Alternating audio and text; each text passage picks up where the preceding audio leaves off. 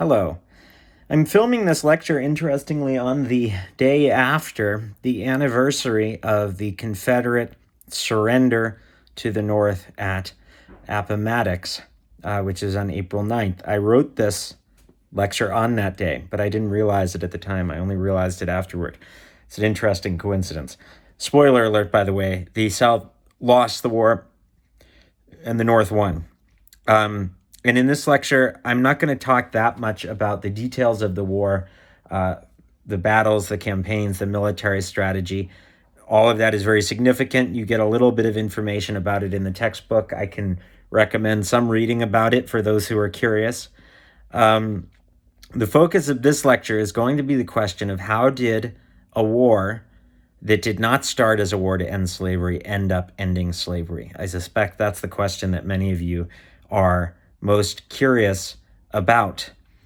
Abraham Lincoln famously said, I'm quoting from memory here, it might be a little off, if I could save the Union by freeing all the slaves, I would do it. If I could save the Union without freeing a single slave, I would do it. And if I could save the Union by freeing some slaves and leaving others alone, I would do it. So his primary goal was saving the Union, or at least that's what he stated. But he would find it imperative, both strategically and morally, I would say, by the end of the war, to free all the slaves in the country and end slavery. And in this lecture, we're going to be trying to explore how that happened. Now, there's sort of two sides in a debate over this, two extremes in a debate, one of which kind of gives all the credit to Lincoln, refers to Lincoln as, the great emancipator, the one who freed the slaves. And the other perspective, which gives all the credit to the slaves themselves, saying that it was only their actions that led the North to decide to abolish slavery. And we'll see in the lecture how somebody could make that case. But I'm going to suggest that the truth is somewhere in between those two extremes. So one thing you also should understand before we start is that not all slave states were part of the Confederacy. There were a number of states that had slavery that remained within the Union. There's New Jersey is one that, but it isn't often talked about as one of the critical border states, which were the states that bordered with where the Confederacy began. They're the southernmost states of the Union, abutting against the northernmost states of the Confederacy. And they have slavery. These include Kentucky, Maryland, Missouri, and Delaware. And as part of Virginia is going to break away during the war and form the state of West Virginia, that also will become a border state. So one of the questions we have to answer is how the Union ended up not only freeing the slaves of its enemies, the Confederacy, but freeing its own slaves. And hopefully by the end of this lecture, you'll have an answer to that. So the story of emancipation begins early in the war. Enslaved people, despite attempts by slave owners to obscure or confuse the issues of what the war was about, recognized that they had a stake in the North winning, recognized that the North was, even if they weren't fighting the war to end slavery, they knew that the North was an anti-slavery power that was making war on the South. And so many of them recognized an opportunity to escape. Opportunities to escape came both from the sort of chaos and reshuffling of population that was taking place in the South, such as, slave owners going off to join the war that was happening on the home front, but also by the fact that the Northern Army was going into areas where slaves were and making it possible for them to run and take refuge in Union lines, in Union military encampments, which might be a lot closer than formerly the distance they would have had to travel to get to a place of freedom. The question, though, was whether those northern armies would harbor and protect them. Would they really become free if they fled to those northern armies?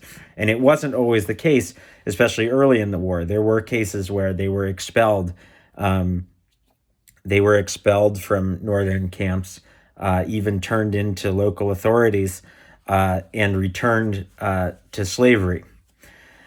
A turning point in this policy came in the first few months of the war. A general named Benjamin F. Butler, who presided over a fortress called Fortress Monroe in Virginia, was accepting the presence of a growing number of runaway slaves who were making a camp near that fortress, which eventually grew to about 1,000. And he wrote to the Secretary of War asking for clarification about what the Union policy was. And this resulted ultimately in the passage of the First Confiscation Act of 1861, which was a limited emancipation measure that said if a slave runs away from a disloyal master, and if that slave was being used in a Confederate war effort, if they were being used to aid the Confederate war effort, and they run away to a Union camp, that person becomes free. Okay, so you could see how that's limited. There are several conditions that have to be met. Now, in practice, it's hard to enforce all of those conditions because you can't tell if the person who's coming to you was enslaved by someone who supported the Confederacy or not. You can't tell if they were being used directly in the Confederate war effort or not. So in practice, it becomes accepting the people that make it into the Union lines and honoring their freedom, and often recruiting them to work in the within the camps. So this policy, as it proceeded, as there was a recognition that, this is in our strategic advantage, the South runs on slavery, we should be confiscating as many slaves as possible, certainly not returning them where they might be used to help our enemy fight us. So this policy gains traction, it gains support among the military, it gains support among the administration, and it ends up with the Emancipation Proclamation of January 1st, 1863, a few months shy of 2 years into the war. And the Emancipation Proclamation changes a lot. Let me read the text of the Emancipation Proclamation, or a portion of it. On the first day of January, in the year of our Lord, 1863, all persons held as slaves within any state or designated part of a state, the people whereof shall then be in rebellion against the United States, shall be thenceforward and forever free.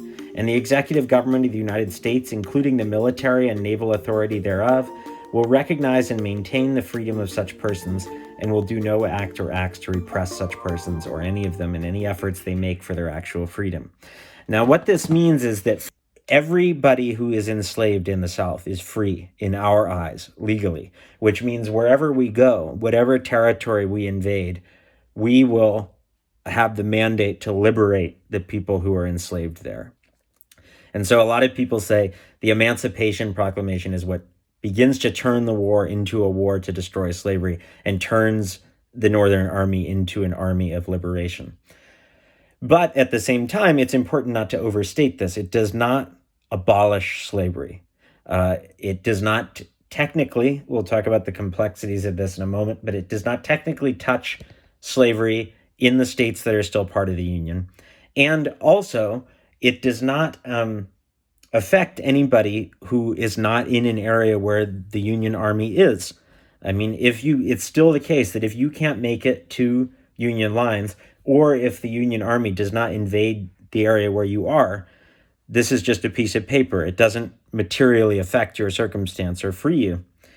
And the Army's goals in where it goes and what it does are still primarily driven by trying to win the war, not trying to rescue as many slaves as possible. So only about 20% of the enslaved population of the South was ever freed by military means. So that's an important detail to understand, and something that puts the significance of the Emancipation Proclamation into some perspective. Now, one important factor in turning the tide further, in ending up at the place where Lincoln abolishes slavery, makes it illegal in the country, is the decision that comes after the Emancipation Proclamation to recruit and train the emancipated slaves into the military, which again is something that a lot of people who had run away were asking for, wanted, even from quite early in the war, wanted the opportunity to actually fight for the Union. Now, a minority of the troops that are recruited from freed slaves are ever going to actually fight, but there are some. They fight at some very important battles.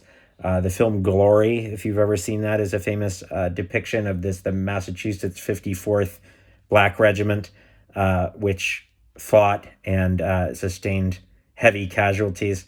It was very famous. But about 10% of the Union Army by the end of the war was made up of people in some capacity or another who were former slaves. Now, let's talk a little bit about the border states that were part of the Union and what was going on with those states, and how does emancipation proceed there? Well, beginning in 1862, I believe, Lincoln had made offers to these states to emancipate their slaves in return for compensation, basically in return for a payment from the federal government. And there are a couple motives behind this. One is just that Lincoln is basically against slavery, and other people in his party are more radically against slavery than he is and are pushing him to do more. So there's that. There's also a strategic element. There's this idea that the South sustains this hope throughout the war that the tide of the war could be decisively turned in their favor if those border states decide to break away and join the Confederacy, which is threatened at a couple of points. There's a couple of points where it seems like that might happen. And so Lincoln's idea is that if these states can be induced to give up slavery, that will make the South lose hope of them ever joining the Confederacy, and that will demoralize the South. That will make them surrender more quickly. But the people in these border states are resistant. They don't accept the offer of compensated emancipation. Kentucky is one of the most important states here. Lincoln is said to have made a statement. I think he said, "I hope to have God on my side in this war, but I have to have Kentucky."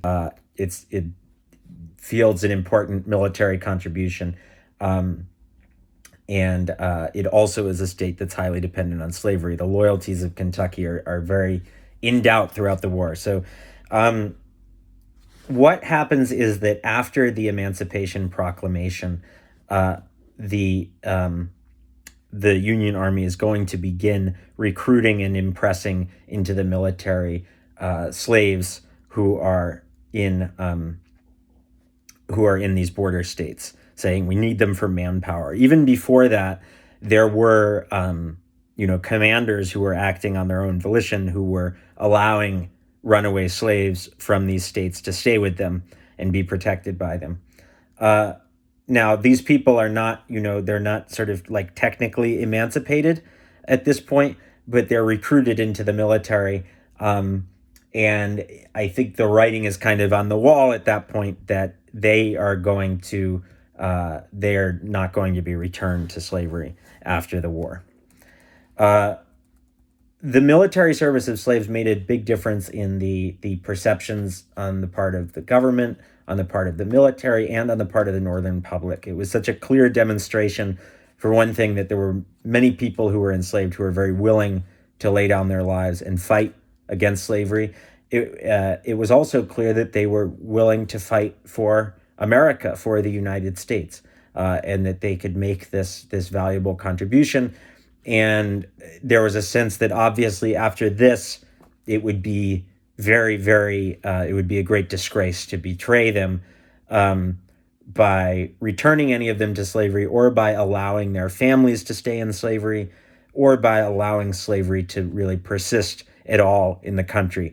This was kind of the final rebuke to the system of slavery, the final rebuke to the idea that it could be maintained after the war.